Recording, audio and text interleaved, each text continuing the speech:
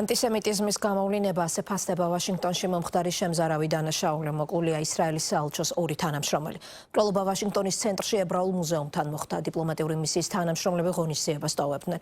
30 წლის ელიას როდრიგესის სამართალდამცავებმა თავდასხმიდან მალევე დააკავეს. თვითმხილველები იხსენებენ, რომ ის აყვანამდე თავისუფლება პალესტინას კანდიდებდა.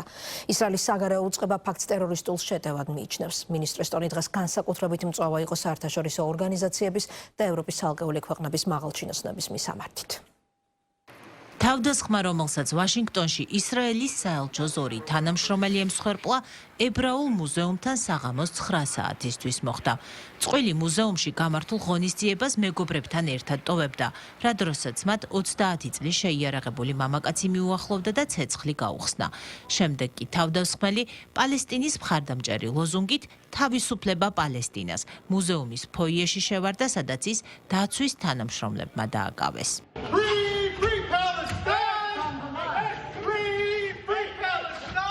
სროლის ხმა გავიგეთ, შემდეგ მამაკაცი შემოვარდა და ძალიან შეშინებული იყურებოდა. ვიფიქრეთ, რომ შენობაში სროლას შემოაფარა თავი. ხალხი მასთან დასახმარებლად მიცვივდა. მის დამშვიდებას ვცდილობდით. შემდეგ ქუფია ამოიღო და ყვირილი დაიწყო. მე ეს ღაზასთვის გავაკეთე, თავისუფლება პალესტინას.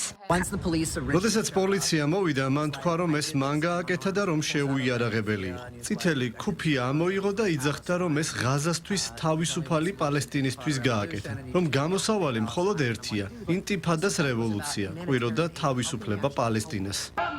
თავდამსხმელი 30 წლის ელაიას როდრიგესი აღმოჩნდა ჩიკაგოდან. ის ახლა დაკავებულია და დაკითხვაზე იმყოფება. დაღუპული წყვილი კი ისრაელის დიპლომატიური უწყების თანამშრომლები სარა ლინ მილგრიმი და იარონ ლიშინსკი არიან. ეს უკანასკნელი სავარაუდოდ გერმანიის მოქალაქეა. წყვილი მალე დაქორწინებას გეგმავდა. მომხდარის ფონზე ისრაელი დიპლომატიური მისიების უსაფრთხოებას ამკაცრებს მთელი მსოფლიოს მასშტაბით. ბოლო რამდენიმე თვის განმავლობაში ვშიშობდი, რომ რაღაც მსგავსი მოხდებოდა და მოხდა. ეს არის ტოქსიკური ანტისემიტური წაქეზების პირდაპირი შედეგი, რომელიც მიმართულია ისრაელისა და ებრაელი ხალხის წინააღმდეგ მთელ მსოფლიოში და ეს ოქტომბრიდან მოყოლებული გრძელდება. პირდაპირი კავშირია ამ მკვლელობასა და ანტისემიტიზმსა და ისრაელის წინააღმდეგ წაქეზებას შორის და ამას აკეთებს მრავალი ქვეყნის ლიდერი და მაღალჩინოსანი, საერთაშორისო ორგანიზაციის წარმომადგენელი, განსაკუთრებით ევროპიდან. სწორედ ეს ხდება, როდესაც მსოფლიო ლიდერები ემორჩილებიან და ემსახურებიან პალესტინური ტერორიზმის პროპაგანდას. თავდასხმა დაგმო შეერთებული შტატების პრეზიდენტმა, ვიცე-პრეზიდენტმა და სახელმწიფო მდივანმა, რომელთაც განაცხადეს, რომ ამერიკაში ანტისემიტიზმის ადგილი არ არის და დამნაშავე უმკაცრესად დაისჯება. მომხდარს გამოეხმაურნენ სხვა მსოფლიო ლიდერები და ევროკავშირის მაღალჩინოსნები. საზარელი მკვლელობა ვაშინგტონში, რომელიც აშკარად ანტისემიტიზმზეა დაფუძნებული. ახლავე უნდა დასრულდეს. სიძულვილისა და რადიკალიზმის ადგილი არ არის ამერიკის შეერთებულ შტატებში. სამწუხაროა, რომ მსგავსი რაღაცეები ხდება.